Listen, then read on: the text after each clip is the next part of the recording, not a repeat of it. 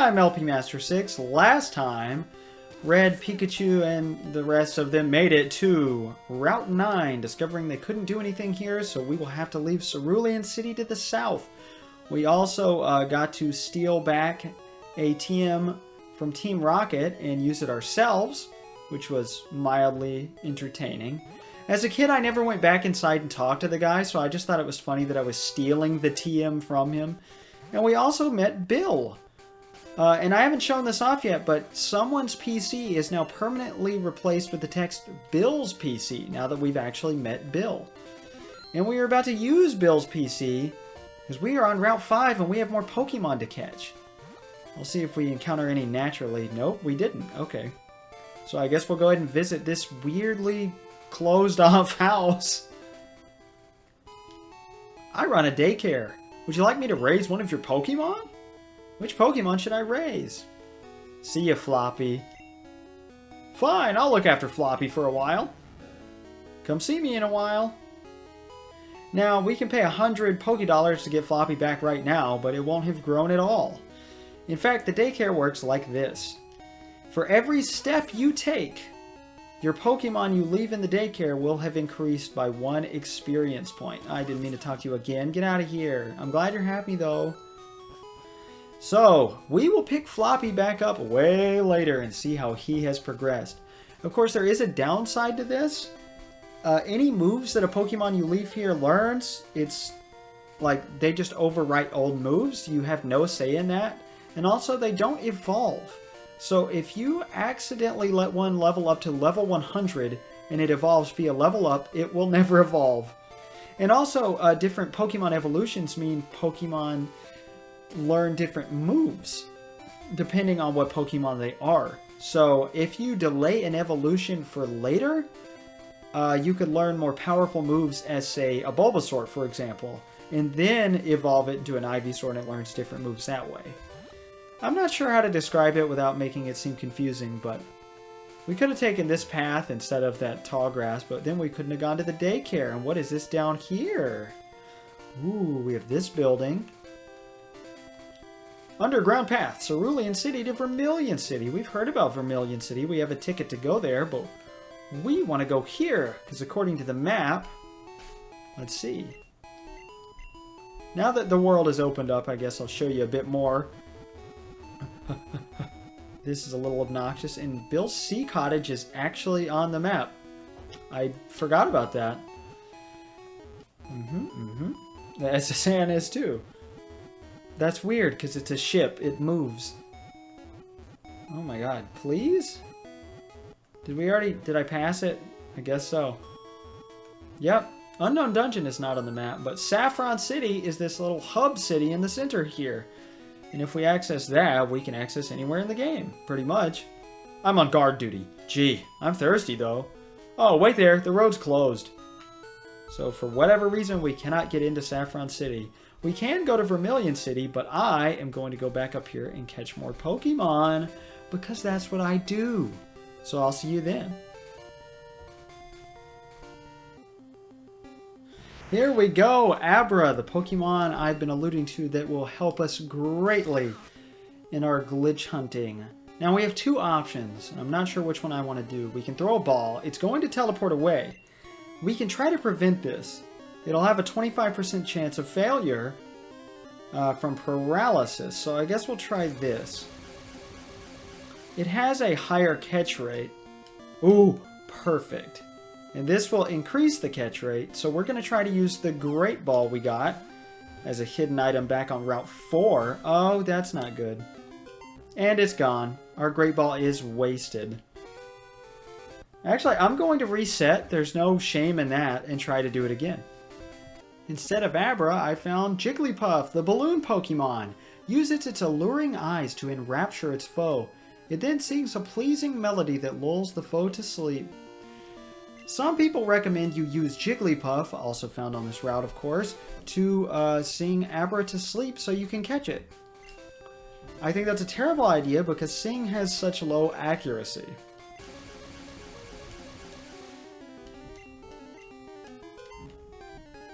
Yeah, I don't think this paralyzing strategy is working out that well. I'm just going to throw the Great Ball next time and hope for the best. I've run into more Pidgeotto than I have Abra. And Pidgeotto is a 5% chance on Route 5. Abra is 15. Alright, attempt number 4. Here we go! Put the chance of catching this thing on the screen. Oh my god. Whoo! It's usually not that bad. With a Great Ball. The chance I put on the screen was with a Great Ball. At full health, not paralyzed or asleep. The PSI Pokemon, sick Earthbound reference, sleeps 18 hours a day. If it senses danger, it will teleport itself to safety even as it sleeps. Nickname to Abra, sure. We're gonna nickname this guy Drew, after my friend Drew. That's what popped in my head. He's coming over today, so I was thinking about him. We're gonna name him Drew. Perfect. And I planned on catching the Abra after dropping off Floppy at the daycare, but now we have stupid Jigglypuff there. So I gotta get rid of Jigglypuff. Back in Cerulean City here. Alright, we're back in the main part of town. Easy peasy. Of course, going out, you have to go through that house that the Team Rocket member robbed.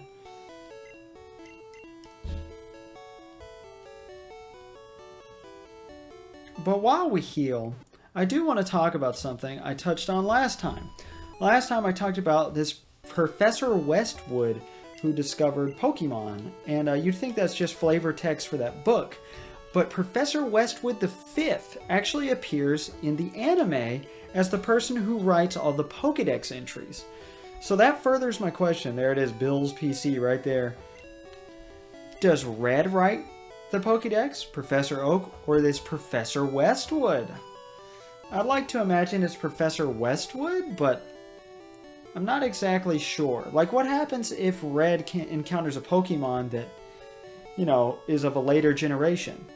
Like, in Pokemon Yellow, you see these YouTube videos, because Pokemon was so huge it had rumors abound in it, right? That you could catch this Pokemon from Generation 2 that was shown early in the anime. Oops, where am I going? There we go. That's right. His name's Drew. You can catch this Pokemon on Route 1. Of course it was fake. But what would happen to Red's Pokédex? What would it say? Would it show the information of the Pokemon because it automatically records the information or not? I'm confused. I have no idea. So essentially, it is now time for us to do this glitch. What I am going to do is, first off, put Fart where he belongs here. Down there. We'll go ahead and put Bulby above Char, because I like Bulby better. As a matter of fact, though, we're about to... You know what? We'll do this. Because why not? Alright, I'm going to go up to Route 24. And I'm going to stand in front of that junior trainer. At least I think he's a junior trainer. That's in the grass that I never fought. And I'm going to save. You need to save before you try to pull off this glitch, because you cannot save or even press start at any point during the glitch. You're going to want a decent amount of Pokeballs, which I only have 8. Now that I think about it, that is a terrible idea. And you know what? I'm going to go ahead and try this without buying more Pokeballs, and then I'm going to go buy more if it doesn't go well. But I'm going to show you how it works first of all. Alright. Oh, I didn't pull it off. Okay. I'm going to reset. So what you want to do, you want to press start as you're walking onto the tile where he can see you. There we go, I pulled it off. Normally he'd be able to see us here. So we are going to use teleport to go back to the last Pokemon Center, as the game just said. So this happens. He saw us. So now the game thinks we're in a battle. With this information, we're going to go in here and fight this particular trainer. That's why I didn't swap Char into the lead. Splash! I'm first up! Let's do it! Actually, you're last up. You're way late, buddy. And we're going to decimate this guy because he is a swimmer who uses water Pokemon, of course. Horsey, that's a new one. It's weird showing off new Pokemon during this glitch. Essentially, the way this works is the game thinks you're in a battle in Route 24, but you're not. You're in a battle down here. So the game logs somehow the last bit of information you gave it in the last Pokemon that the trainer you're fighting here has. So as a matter of fact, I don't even think you can pull up the start menu until after this battle right here. Because the game already thought we were in a battle, now we're in a battle. What the game takes into consideration is this particular Pokemon's special stat. The game keeps this in its memory. And please be a one-hit kill. Yeah, good job, Bulby. You did it. Bulby grew to level 20. Yeah, buddy. That can't be! We can go ahead and talk to him. Misty is going to keep improving. She won't lose to someone like you. Alright, and now what you want to do is go all the way back up to where you were going to fight somebody. Which in this case is Route 24, where the game thinks you're in a battle still. Something like that. As soon as you walk in, the start menu will pop up. If you unpause, a battle will start. A battle will start with a Pokemon or a trainer, I believe, based on the special stat of the last Pokemon you actually fought. So in our case, the Shelder. There's more information about this on Bulbapedia's Mew Glitch page, but this is it. The undiscovered 151st Pokemon. Programmed into the game and designed by, I believe, I might be remembering this name completely wrong, Shigeki Morimoto? Satoshi Tajiri originally wanted there to be unobtainable Pokemon in the game. He was never able to achieve this dream, so the programmer, after the debugging process had finished, which you're not supposed to alter the code after the debugging process finished, he found an index number, even though Nintendo said do not alter the code at all. And he didn't tell anybody. Because Nintendo's most expensive debugging process at the time was Pokemon. Ever.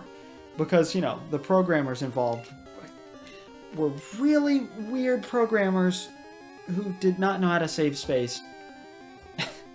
And had strange code everywhere. Because that's the same way Earthbound was.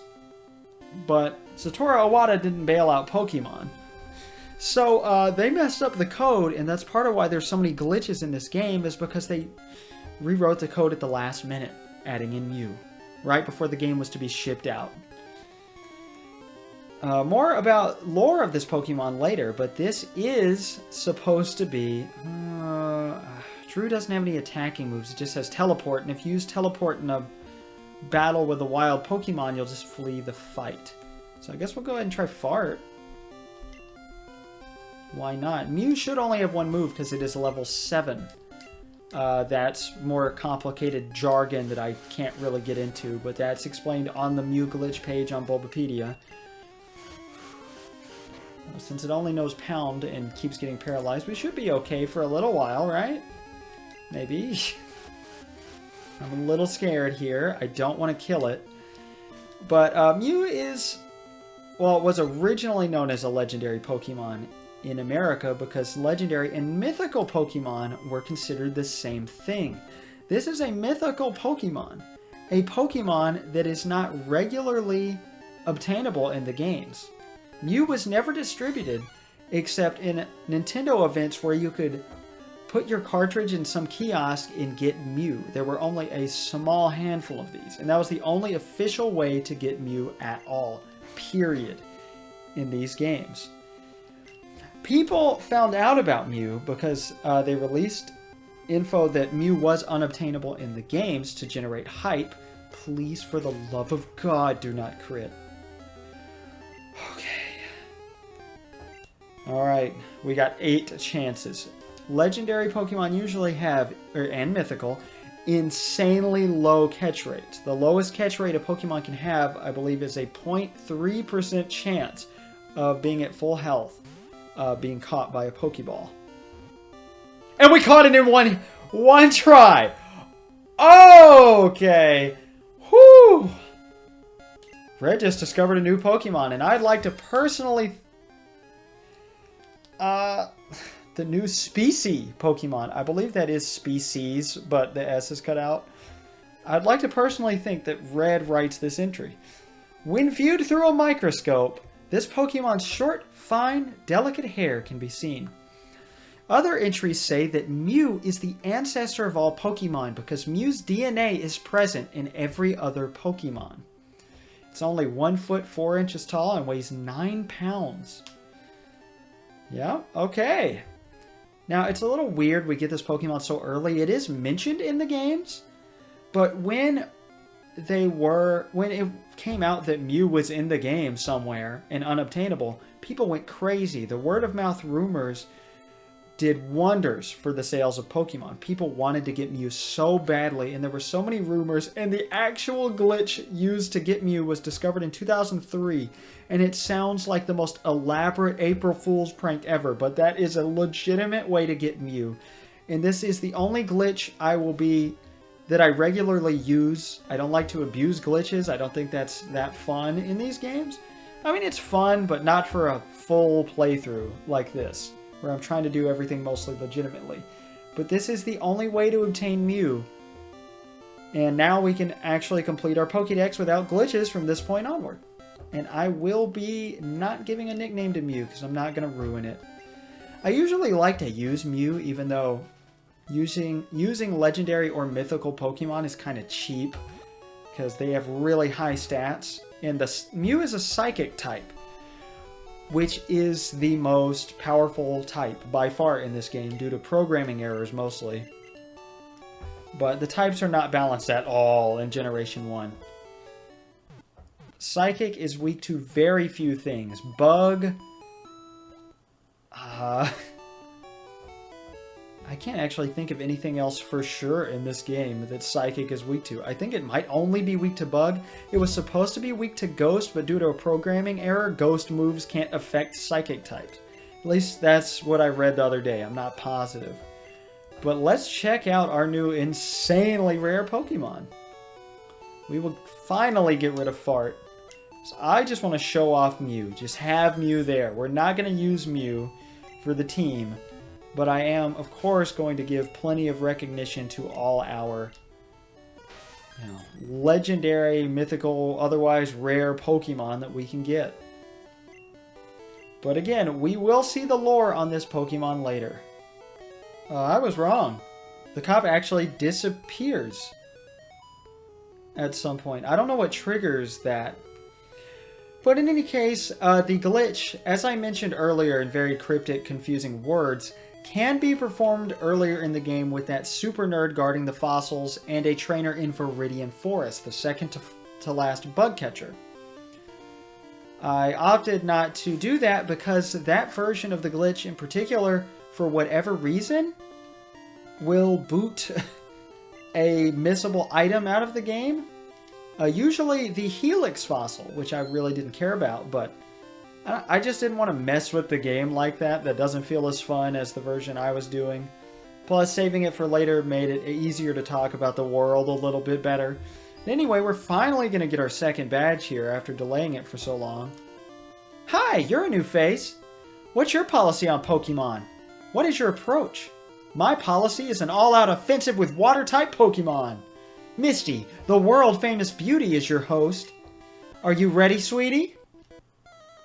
Talks nothing like the anime counterpart, but she has been redesigned from red and green and blue, where she wore a bikini, to wear more of an anime-esque outfit, I guess. In the anime, she is 10. So, it would have been kind of weird, I think, for her to be in a bikini. Not that... Okay, you know what? I take that back. It would be weird the way people look at it that way. I mean, Misty's in a bikini in the anime, and the only reason that makes me uncomfortable is because the original director of the anime specified that he likes to put in women so male viewers have eye candy. That's creepy coming from a man probably in his 40s, right? Especially when the characters are 10. That never seems to bother a Japanese audience. Whatever, we won't get into that too much. We could use Pikachu to just decimate these Pokemon, but... Staryu and Starmie are weird water types. They are said to be aliens by some people. They have some sort of connection with the stars in some star language or something. I forgot most of their lore. But their little centerpiece there glows to communicate. Kind of like a star. They're some of the weirdest designed Pokemon, I think, in Generation 1. And we are having the easiest time because we already did Route 24 and 25. Unless you have Charmander, I recommend doing Misty first. Otherwise, she's too easy and that's not as fun. But I had to show the Mew glitch as early as possible. The way it was discovered was with a much later trainer. And of course that Slowpoke trainer on Route 25. I can't believe I lost! Alright, you can have the Cascade Badge to show you beat me. And see, we didn't get the Cascade Badge in battle. The Cascade Badge makes all Pokemon up to level 30 obey. That includes even outsiders. There's more. You can now use Cut anytime. You can cut down small bushes to open new paths. You can also have my favorite TM. Red received TM11. TM11 teaches Bubble Beam. Use it on an aquatic Pokemon. And we don't really have any, but I want to see if anybody can learn it. Because this is a segue into my next point about Mew. Mew, having the DNA of every Pokemon, can learn every move. Every TM, Mew can learn it. Of course, since we're not using Mew, I'm not going to use the Bubble Beam TM on it. Remember, TMs are single use. And finally, what do you have to say? You beat Misty! What'd I tell you? You and me, kid, we make a pretty darn good team. You have been nothing but useless so far. No offense. Do we even need to heal? Yes, okay. I will heal for the 50 millionth time today. Alright, back toward Route 5. We're going to take this path down here. I guess it's just supposed to be a road, but just the things on the side don't look like the side of a road.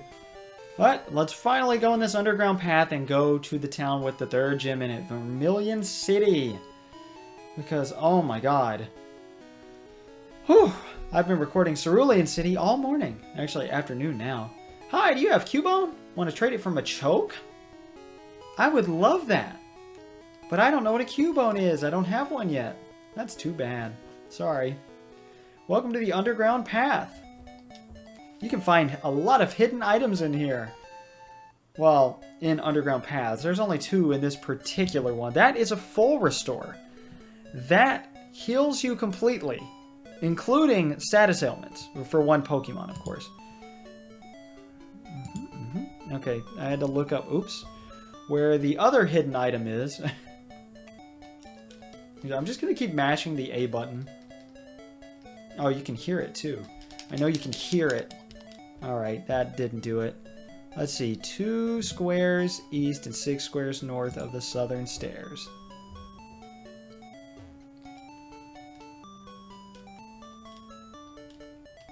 There it is, an X special. An item exclusively to be used in battle. It will raise your special stat for as long as your Pokemon is swapped in. I never ever use these items. I don't know if I ever have even tried to use these items. Right, Pikachu? We are pretty much completely out of stuff to say to Pikachu. His friendship might be maxed at this point. People often lose things in that underground path. That is your hint that there are hidden items in there. And welcome to Route 6. We will thoroughly explore this next time. For now, I have recorded the entire Cerulean City and its surrounding areas arc. We are finally on our way to Vermilion. So I will see you guys next time. With one final note, I do want to say, I wonder what would have happened had Nintendo, found out about Mew and, people hadn't responded so positively to the craze of the unobtainable Pokemon. Would Pokemon have continued? Would Nintendo have severed their relationship with Game Freak? Who knows? But it's just fun to imagine that Nintendo spent tons of money debugging Pokemon, and then Game Freak just decided to completely piss them off like that. Goodbye!